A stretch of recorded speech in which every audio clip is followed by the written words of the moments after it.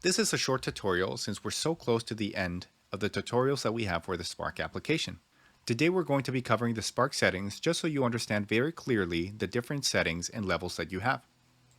Now the Spark settings are actually not the circle settings.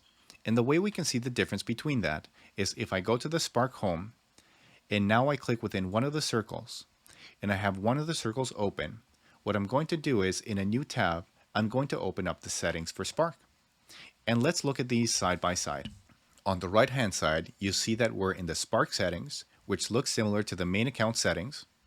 And then on the left hand side, you see that we have the settings for one individual circle.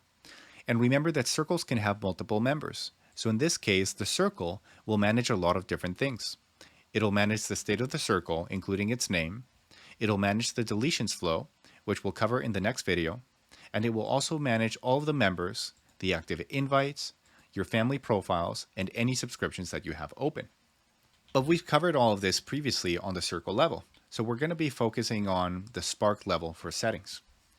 You see that we have the same icon that we've set on the main account. We have the email, the phone for login, the name and date of birth of Emma, and then we have a customization setting that is available to everyone.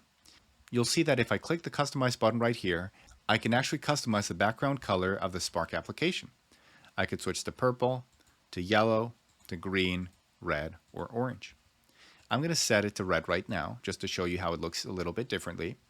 And if I go back to the Spark home, you can see we get exactly the same thing, both inside and outside the circle, but we get it in this red mode. Back here in customization, I can set it back to blue, or I can choose any other color again. The other thing that we get is what's called a default circle. So if you happen to have multiple circles, you can actually set the default circle within your Spark settings. Let me show you how this impacts your app experience. Suppose we happen to be on the main site. When we click the Spark app, either here, or in the drop-down, it's going to take us within the Spark application. But if you notice, it doesn't actually take us directly within the Spark home. We make it a bit simpler for you for not having to click the circle every single time, and we actually arrive directly within the circle. Let's see what that looks like again.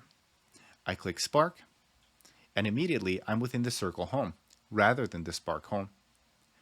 So, if we go back to the settings, you see that if I click this Edit button and switch it now to Wilson Family, each time I get redirected within Spark, it's going to take us to this Wilson Family circle, which is the second one that we have, rather than the default family circle. Let's try that again. I click Spark, and now I get redirected within the Wilson Fam circle, rather than the other one. So that's a nice little trick that you can control within the Spark settings. You also have access to control all your notification settings based on the frequency and types of notifications that you want to receive, either in-app or also in email. And then we also have the deletion account settings. Again, we'll cover this in the next video, so for now don't worry too much about this. Right to the settings button we have notifications. So these are the notifications that you have for your Spark level and then also for each individual circle. I can filter through each one of them, so I could click Wilson Fam, and these would only be the notifications related to the Wilson Family circle.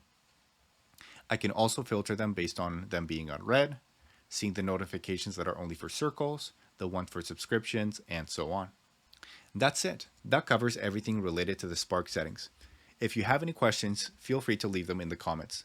Thanks so much for watching.